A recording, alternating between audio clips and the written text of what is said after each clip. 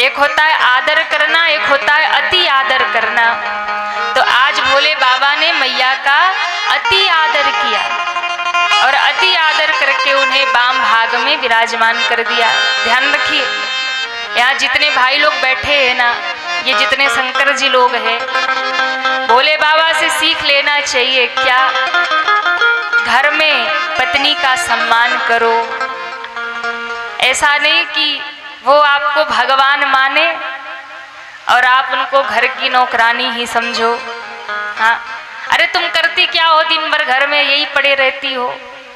तो कई भाइयों की आदत होती, वो बात बात में माताओं का अपमान करते हैं, वो बात बात में मैयाओं को अपशब्द कहते हैं, हमेशा झगड़ते रहते हैं।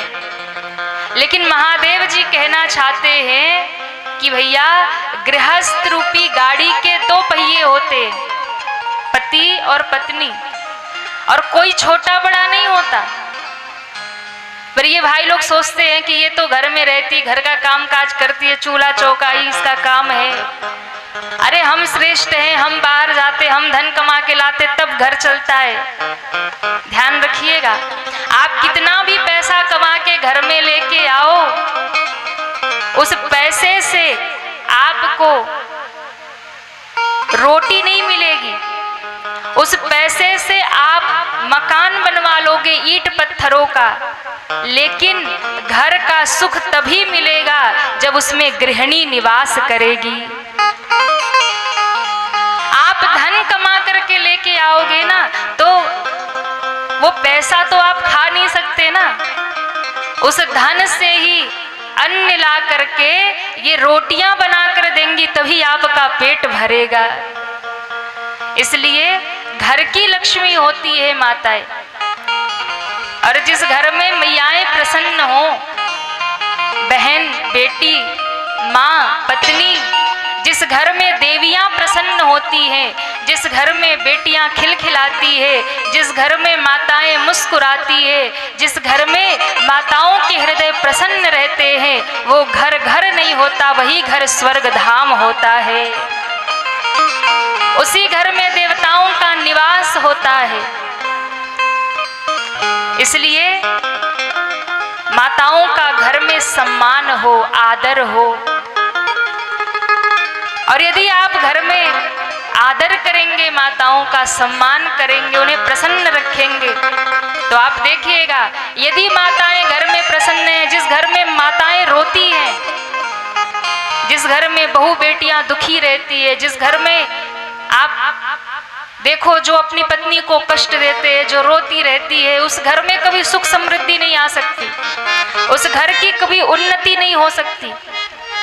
लेकिन जिस घर में माताएं प्रसन्न हैं, जिस घर में बहू बेटियां प्रसन्न हैं, मुस्कुरा रही है, खिलखिला रही है, जिस घर में माताएं आनंदित रहती हैं, उस घर में लक्ष्मी का निवास होता है और सुख समृद्धि का वास होता है। वो निरंतर उन्नति करते जाते हैं, क्योंकि इन्हें गृह लक्ष्मी कहा जाता है।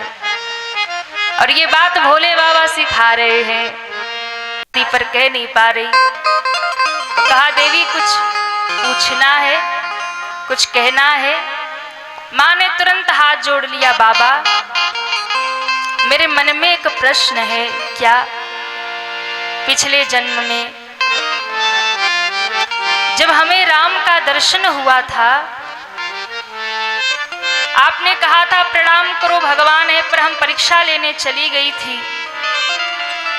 मुझे यही बात अब जानना है, मुझे राम कथा सुनना है। आप कृपा करके मुझे बताइए कि जिन राम का आपने मुझे दर्शन कराया और कहा ये ब्रह्म है, ये भगवान है, इन्हें प्रणाम करो, तो प्रभु कृपा करके ये बताइए जो निराकार है वो साकार कैसे हो गया? क्योंकि ब्रह्म को निराकार बताया, वो साकार कैसे हो गया? और यदि वो साकार हो भी गया तो फिर धरती पे भगवान को आना क्यों पड़ा? जो जगत के पिता हैं वो दशरथ और कौशल्या के बेटा कैसे बन गए? और मान लो आ भी गए तो उन्हें वन में जंगल में में क्यों जाना पड़ा? आप हमें कृपा करके पूरी राम कथा सुनाइए। कैसे अवतार हुआ, भगवान ने जन्म लिया, कैसे भगवान का विवाह हुआ, फिर वनवास क्यों हुआ? ऐसा कौन सा अपराध राम जी ने कर दिया कि उन्हें जंगल में जाना पड़ा?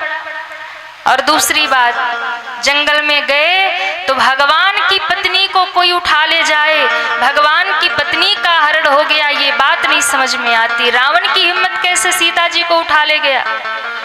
कैसे राम जी ने युद्ध किया, विजय किया, कैसे अवध के सिंहासन पर विराजमान हुए? हे बाबा, कृपा करके हमें सब कथा सुनाइए।